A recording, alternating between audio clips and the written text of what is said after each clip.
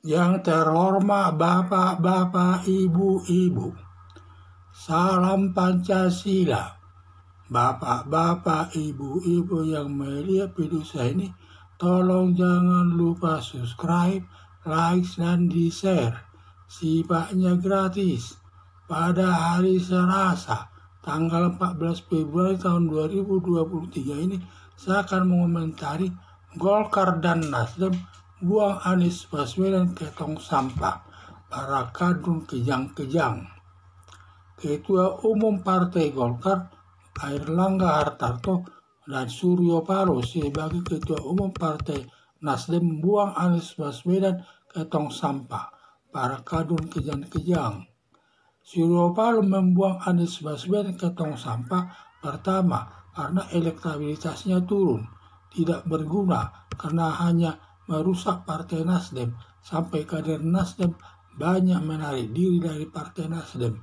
Adanya ancaman pemecatan 3 menteri yang duduk di kabinet Presiden Joko Widodo.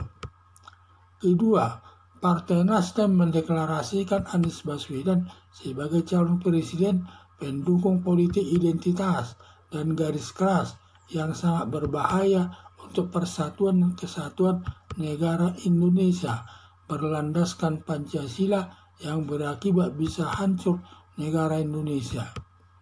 Ketiga, bila sampai Anies Baswedan menang menjadi Presiden RI, akan memulihkan status Forum Pembela Islam dan Hizbut Tahrir Indonesia atau HTI menjadi organisasi tidak terlarang lagi dan bebas melakukan kegiatan sesuai programnya. Ditambah lagi semua menteri diambil dari FPI dan HTI.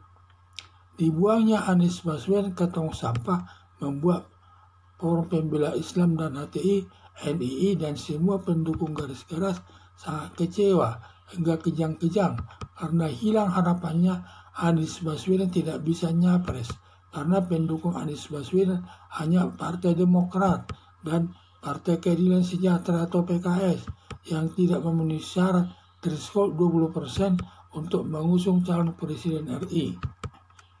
Kekecewaan pendukung Anies Baswedan hilang harapannya mencabut larangan kepada FPI dan HTI serta mengisi jabatan menteri dari pendukungnya. Harapan saya sudah tepat Golkar dan Suryo Paloh membuang Anies Baswedan ke tong sampah agar aparat negara tidak ada dikotori para garis keras sehingga tercipta keharmonisan sesama pemeluk agama yang berbeda berlandaskan Pancasila sebagai dasar negara Indonesia.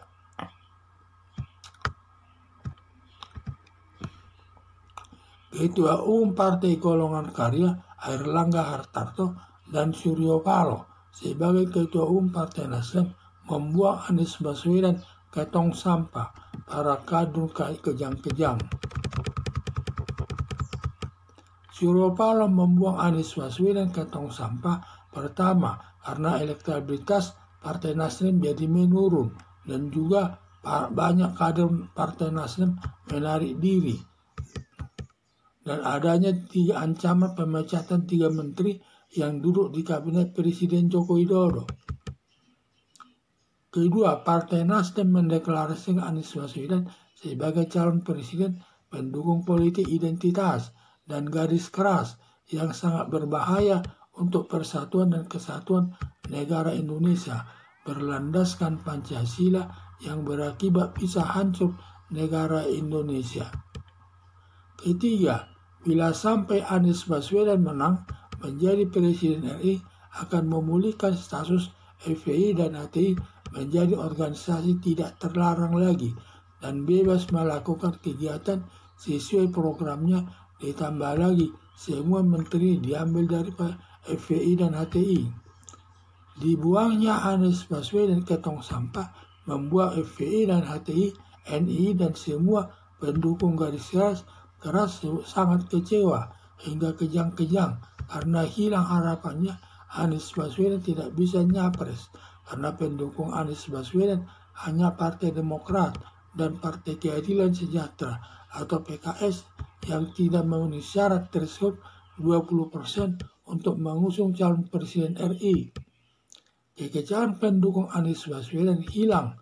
Harapannya mencabut larangan kepada FPI dan HTI, serta mengisi jabatan menteri dari pendukungnya. Harapan saya sudah tepat Golkar dan Suryo Paloh membuang Anies Baswedan ke tong sampah, agar aparat negara tidak ada dikotori para garis keras, sehingga tercipta keharmonisan sesama pemeluk agama yang berbeda berlandaskan Pancasila sebagai dasar negara Indonesia. Sekian dan terima kasih.